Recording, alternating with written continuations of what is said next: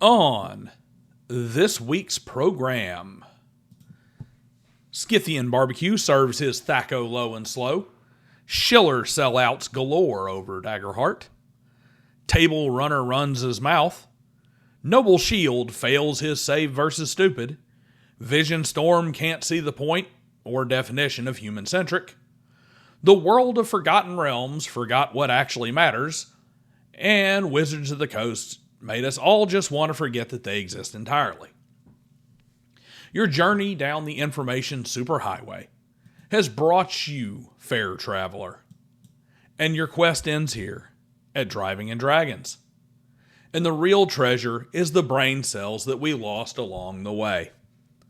I'm Daniel, and you have arrived at intelligence as a dump stat. Before your brain bleeds and the stupid sends you running for your BC headache powder, take a moment to like and share the video, subscribe to the channel, and post the surgery bill from last week's aneurysm in the comment section below. These are all free, take only a second, and are a tremendous help to the channel. If you're feeling generous, throw me a super thanks, or jump over to my Patreon, where you can join the folks listed in the end credit in supporting the channel. A Shade Tree membership is just $7, and in 8 months, you'll be able to tell your friends that you paid for all 8 spark plugs on the 1974 Dodge Dart that I'll be giving away here on the channel. Without further ado, time to climb on the TTRPG short bus. We open up with the always aggressive, constantly trolling Scythian Barbecue over on X. Now, I have a special place in my heart for Scythian because he is clearly a troll account set up to specifically annoy the Bro SR. He is more or less the Frank Dukes of Dungeons and Dragons, with 2 elite world championships in an organization no one has ever heard of, winning awards that don't exist in the mythical world of professional competitive D&D. Yes, those words did come out in the intended order.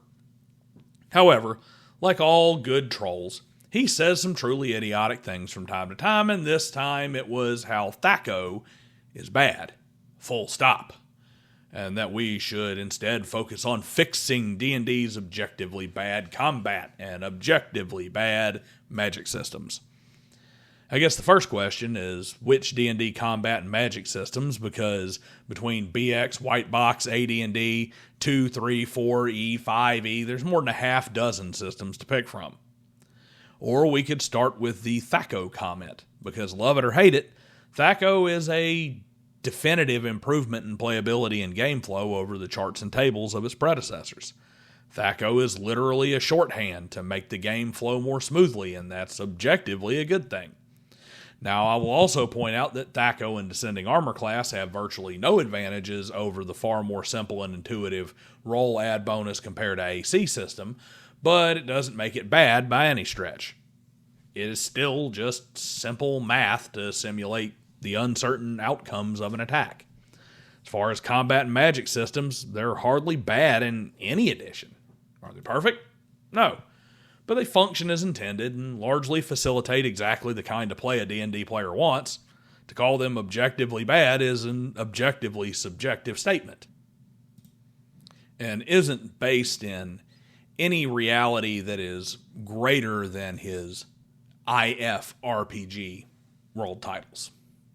Seriously, this post just makes us all think that your brain is also a figment of your imagination. In the YouTube world, Bob Worldbuilder, Jenny D, Professor DM, and numerous others finally found a way to bridge the gap between their Critical Role-obsessed fan bases and their D&D shillery. It is all the rage in the world of touristy, clickbait surface-level content to say, here is a reason to buy Daggerheart but still play D&D like the good little WotC mark you are. I mean, here are some Daggerheart mechanics that you need to tack on to the unfinished husk of a game that is D&D 2024.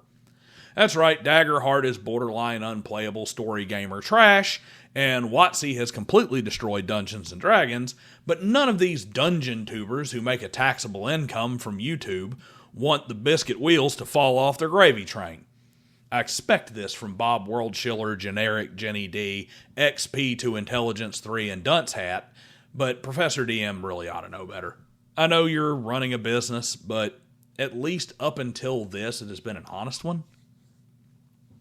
Table Runner and Scudder for Mike did the fusion dance to form Mouth Runner Moron this week. Their efforts started with Table Runner saying, "Show me your game" is an entirely legitimate ask of any TTRPG advice provider. Mike followed with Bro SR nonsense about after-action reports.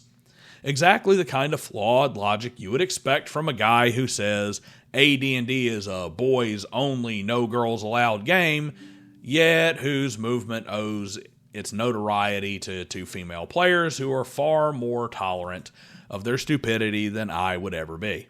Look, this is gaming, not a hard science where we need peer-reviewed research papers and published experiments to make a point, especially after-action reports, which are every bit as verifiable as, "My players did this and liked it. It worked great." Are they a bad thing for a GM to have on hand to track his campaign? Sure, they're not. They serve that purpose. They're not a bad thing at all. Do they somehow make your playstyle or homebrew any more valid or effective than any other? No, they really don't. These are the kind of things that fedora-wearing, neckbeard bridge lurkers say when they can't actually argue against a point made by someone else on a topic.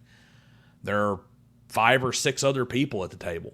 Maybe they don't want their fun time published just so the guy who spent high school stuffed in a locker can be satisfied in an online discussion. Not that they'd be satisfied anyway. Those goalposts are mounted to a top fuel dragster, they move so quickly. Noble Shield fell on his sword this week with a take on save versus death effects. He said these are unfun nonsense in his opinion. That part's fine. It's an opinion that he finds these things to not be fun. But to follow it with, "I see it or level drain in a rule system, I immediately write off that system." To start with, that's bullshit. Dude's a D&D player and those effects are they're practically a D&D meme. They're so common. But level drain and death on failure simulate various real-world conditions and effects in-game, and they add to the tension and risk that makes them more fun to start with. If you find them too harsh, by all means, Rule 0 exists for a reason. But to imply that an entire system is trash because they included these things is just asinine, especially since virtually every TTRPG of note has some flavor of these things in them. Vision Storm returns to us this week. In all fairness, everyone on this list so far has their fair share of good takes, so don't hold Vision's seemingly weekly appearances of late against him. But feel free to roll your eyes here. Batman slapping Robin meme, where Robin is saying that playing a human can be interesting, and Batman is yelling that he plays one of those every day. The caption, "Me every time I see the words human-centric come up in a TTRPG discussion." First off, words have definitions for a reason. Human-centric means humans are at the center, and that is a core part of fantasy. If the world isn't centered on humans, then the fantasy elements lose a huge part of their appeal because instead of humanity being the barometer that measures the fantastical elements, some other fantasy element becomes the baseline. Your elf just becomes a human with pointy ears. Second is the assumption of the commentary. Human-centric doesn't mean you need to play a human in that world. If anything, it helps your non-human character stand out. And finally, I may play a human every day, but I'm not William Wallace with the ability to consume the English with fire bolts from his eyes and great bolts of lightning from his ass. I can be that in TTRPGs, even as a human. Now we leave the world of the TTRPG lack of intelligentsia and drift into the mainstream. Sadly, the mainstream has just become a bizarre and off-putting place that has completely lost its way. Much has been made of D&D and the move away from epic fantasy role-playing and grand adventures to slice-of-life fantasy simulators where modern players live out their tiefling self-insert coffee shop daydreams. Each day they add more and more elements, so players with no real interest in the game can say, my character works a dead-end job with a worthless taxpayer-funded, one-armed, left-footed lesbian liberation theology degree too, but he can fireball his stupid manager. I wish I could do that. Well, Ed Greenwood, all-father of the Forgotten Realms, Elminster himself, went off this deep end too this week. He was approached on X about the menstrual cycle of drow elves and how players, for some reason, need this information desperately. And he actually responded with drow period information. Once again, yes, those words came out in the intended order, unfortunately. Now, I've had female players at my table basically since middle school, and never, not one time, has one ever asked me if her character was on the rag and needed to roll a save versus bloating. This is idiotic. We don't track bowel movements. We don't need to determine if illithids urinate from the traditional genitals or in the manner of the cephalopods from their faces. We don't have biology sections in the monster manual that tell us if dwarven turds feature corn despite them not having corn in their diets. This is not lore. This is stupidity. And there's no need for it.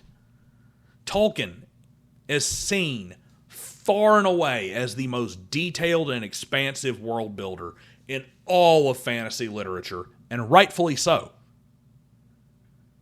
He summed up the reproduction of elves and orcs in sentences with 3 and 4 words, typically saying things like, in the usual way, if asked.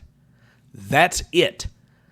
The man who had a backstory for every tree branch in Arda didn't bother with how bad Galadriel's cramping was compared to Eowyn's.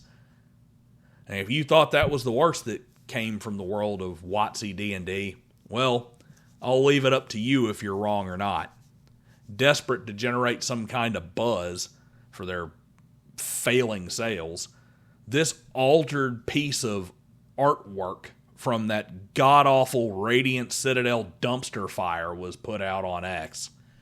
And I mean, look at this. Life of a showgirl. Ratioed into the dirt is what this is. This is not D&D. This is not high fantasy. This is Angel Reese throwing up magical bricks at Harry Potter's Hogwarts spring formal.